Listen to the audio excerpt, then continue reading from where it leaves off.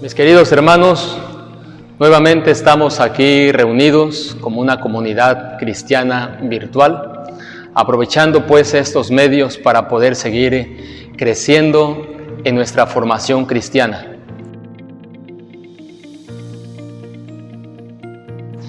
Hoy queremos hablarles del tema las disposiciones para poder recibir a nuestro Señor Jesucristo en el sacramento de la Eucaristía.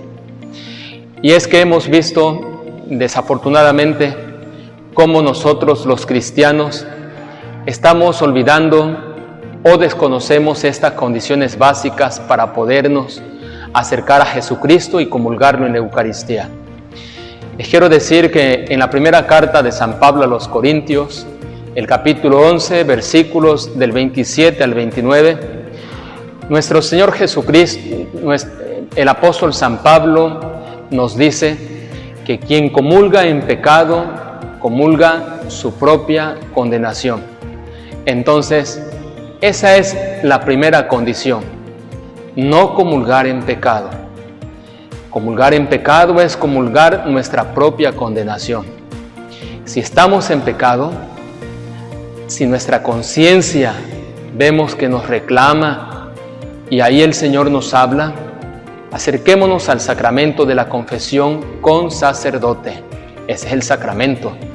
Porque también algunos ya no le damos importancia o rechazamos incluso el sacramento de la confesión, diciendo, ¿por qué me voy a confesar con un sacerdote igual o peor que yo? Se nos olvida aquello que decía el Señor a los discípulos: a quienes ustedes perdonen los pecados, les quedarán perdonados; a los que no se los perdonen, les quedarán sin perdonar. Entonces el Señor ha dado poder a los sacerdotes para poder perdonar los pecados, ¿verdad? Entonces, primera condición es el acercarnos al sacramento de la confesión. Si hay pecados veniales, bueno, pues podríamos decir, los pecados veniales nos prohíben de comulgar siempre y cuando lleguemos a tiempo a la Eucaristía y participemos en el acto de contrición. Cuando el sacerdote dice, ahora en silencio nos disponemos para recibir a Jesucristo en la Eucaristía, haciendo un examen de conciencia y pidiendo perdón a Dios. Y ahí entonces traemos a colación los pecados veniales y pedimos perdón. Pero eso sí, no dejemos pasar mucho tiempo, 2, 3 meses, según sea la madurez de la espiritualidad de cada uno, acerquémonos al sacramento de la reconciliación, también llamado confesión, ¿verdad? Si la espiritualidad es muy elevada, como hay algunos en la comunidad, entonces cada semana confesarse. Por otra parte, la segunda condición que podríamos nosotros mencionar es llegar siempre temprano a la Eucaristía. Cuando estamos bien formados, no hay que alegar este punto. A las cosas importantes nosotros llegamos con antelación. Cuando deja de ser algo importante, llegamos a la hora que se nos ocurra. Entonces, la Eucaristía tiene que ser celebrada bien.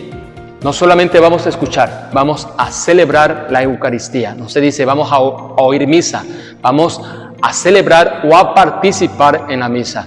Entonces, y esto es desde antes que el sacerdote inicie o entre al templo, nosotros ya estamos ahí en silencio para disponernos así desde el silencio al encuentro, ¿verdad?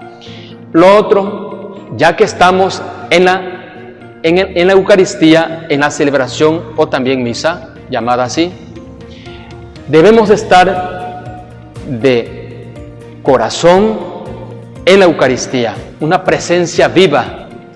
Si por ahí luego vemos en el templo que los novios están echando novio, hay gente platicando, o algunos viendo alguna revista, las hojitas dominicales, en todo menos en misa, no se está participando en la Eucaristía, ni atendiste la palabra.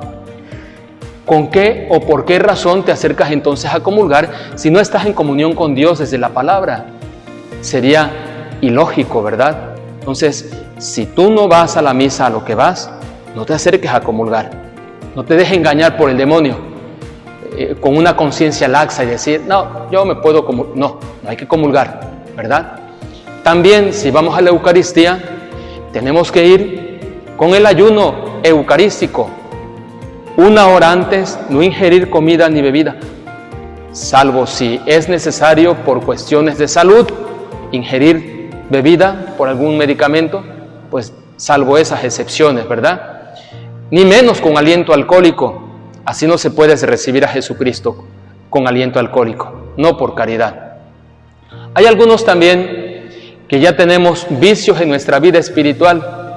No le hablo a mi hija, no le hablo a mi papá, no le hablo a mi vecina, y así nos acercamos a comulgar. ¿Cómo puedes estar con Cristo en comunión y estar a la vez con Cristo en dividido? Porque Cristo también está en el prójimo. Por eso en la misma palabra el Señor nos dice, si alguien va a presentar su ofrenda al templo, pero se acuerda ahí de que tiene algo contra su hermano, deje la ofrenda, vaya a reconciliarse primero con el hermano y después viene a presentar su ofrenda. Estas son las condiciones que nosotros tenemos que observar para nuestra próxima participación en la Eucaristía. Muchas gracias, mis hermanos. Dios les bendiga.